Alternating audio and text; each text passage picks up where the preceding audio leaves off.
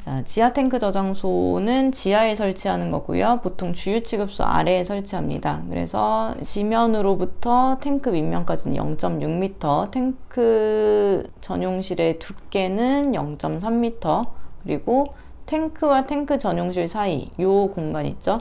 자, 이 공간을 0.1m로 해야 한다는 게 중요한 내용입니다.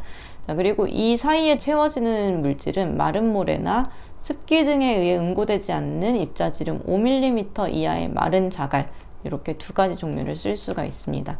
자, 탱크 안에는 이렇게 위험물을 밖에서 주입구로 채우기 때문에 과충전 방지 장치라고 해서 90%가 넘었을 때 울리도록 해야 하고요. 탱크가 이렇게 있을 때 탱크를 한 개만 묻는 게 아니라 두 개를 묻게 된다. 그러면 이 사이를 1m로 해야 하고, 이 둘 사이가 지정수량 100배보다 작아진다 그러면 0.5m로 할 수 있다는 뜻입니다.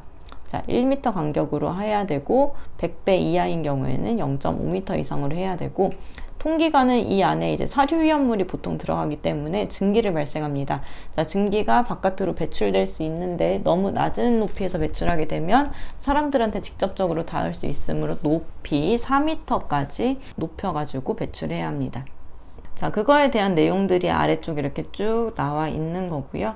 자, 오른쪽에는 탱크 전용실을 설치하지 않을 수 있는 경우가 있으니까 해당 기출문제를 통해서 한번 확인을 해 보시면 좋겠습니다. 자, 탱크 전용실은 두께 0.3m로 해야 되고요. 탱크와 탱크 전용실 사이는 0.1m, 즉 10cm 간격을 유지해야 합니다. 벽 두께, 바닥 두께 다 0.3m로 하는 거고 방수 조치해야 합니다. 2번이 답이 되겠습니다. 자, 탱크 구조는 부식 방지를 해야 되고 3.2mm, 1.5배의 10분간 수압시험, 압력 탱크, 그렇죠. 압력 탱크가 아닌 경우에는 70kPa로 10분간 수압시험. 이 탱크 시험하는 기준은 다른 탱크와 거의 비슷합니다. 그래서 1.5배 10분간, 70kPa 10분간 잘 보시고요. 자, 누유검사관은 여기 부분이에요. 탱크 아래쪽으로 약간 좀 더 내려와 있죠. 탱크가 샜을 때 이 아래쪽에 기름이나 위험물이 발견된다면 탱크가 샌 거잖아요. 자, 그것을 발견하기 위해서 탱크보다 아래쪽으로 이렇게 설치를 하는 거고요. 4개 이상 설치를 해야 합니다. 그래서 관의 밑부분에서 탱크 중심 높이까지 부분에는 작은 구멍이 뚫려 있어야 하고 단관으로 해야 합니다. 바닥 또는 탱크의 기초까지 닿게 해야 한다는 이런 내용이 있습니다. 자, 과충전 방지 장치는 90% 이상 찼을 때 경보음을 울리는 방식으로 하는 거고요.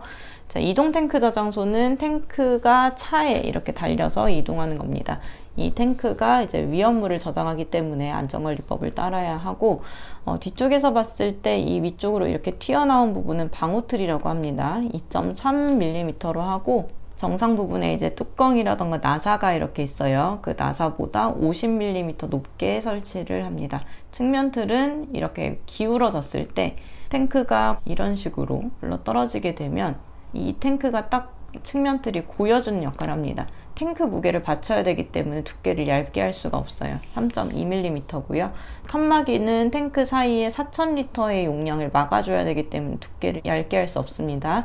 3.2mm고 방파판은 이렇게 수직으로 되어 있어서 위험물의 출렁임을 방지해주는 역할입니다. 그래서 뭔가를 막아야 되는 역할은 아니기 때문에 두께를 얇게 1.6mm로 할 수 있습니다. 안전장치를 설치할 때 안전장치는 20kPa 이하인 경우에 20kPa, 24kPa에서 작동할 수 있도록 하고, 20kPa 초과일 때는 1.1배 이하의 압력에서 작동할 수 있도록 해야 한다. 중요한 내용입니다. 자, 방파판은 이렇게 한 구획 부분에 2개 이상을 해야 하고요. 자, 측면 틀의 경우에서 여기 각도도 잘 보셔야 됩니다. 자, 측면 틀에서 이렇게 땅까지 내려왔을 때 지면하고 측면 틀의 이 각도하고 이제 이어지는 부분이 75도, 그리고 측면 틀에서 90도로 왔을 때 탱크 무게중심점에서 이 각도가 35도, 여기가 35도입니다. 75도, 35도의 이런 각도를 유지를 해야 합니다. 자, 방호틀은 위쪽 부분에 있는 건데 막혀 있지 않아요. 이렇게 뚫려 있는 부분이고요. 두께 2.3mm, 정상 부분보다 이제 50mm 이상 높게 설치를 합니다. 자, 이동 탱크 저장소는 보통 이제 보일러 같은데 기름 넣을 때 또는 이제 정유회사에서 위험물 운반할 때 많이 쓰이죠. 자, 주입을 할 때는 위험물이 셀 우려가 없고 주입설비 길이 50m 이내로 해야 되는데 분당 배출량은 200리터 이하로 해야 합니다. 자, 탱크 구조는 탱크가 3.2mm로 돼야 하는데 탱크는 수압 시험, 비파괴 시험과 기밀 시험으로 이제 수압 시험을 할 수가 있습니다. 자, 이동 탱크에서 압력 탱크는 46.7kPa 이상인 탱크를 하는데 압력 탱크 공통적으로 1.5배 압력으로 10분간 또 압력 탱크 외에는 70kPa로 시험하는 그 내용으로 따르시면 됩니다.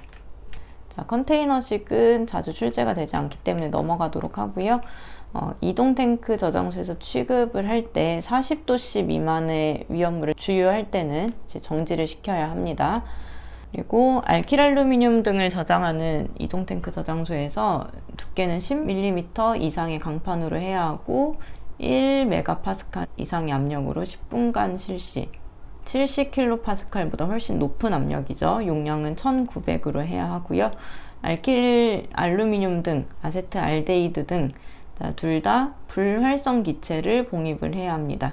자, 꺼낼 때는 200kPa 이하의 압력으로 불활성 기체를 봉입을 해야 하고요.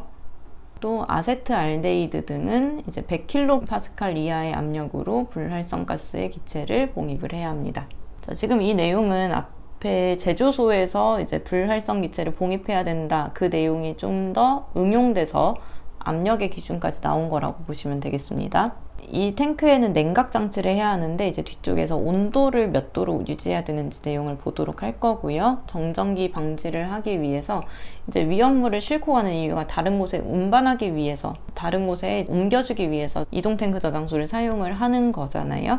자, 그러면 이제 주유를 할 때, 이제 배출을 할 때는 초당 1m 이하로 해야 됩니다. 즉 이제 배출하는 그 속도가 1m/s로 넘지 않아야 합니다.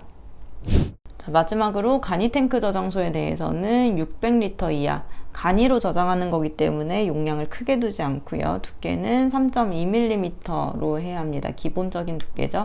70kPa의 압력으로 10분간 시험을 하고요. 탱크의 수는 3개 이하로 해야 하는데 같은 위험물은 2개 이상 설치하면 안 됩니다. 그리고 통기관을 설치해야 된다는 내용까지 이렇게 있습니다.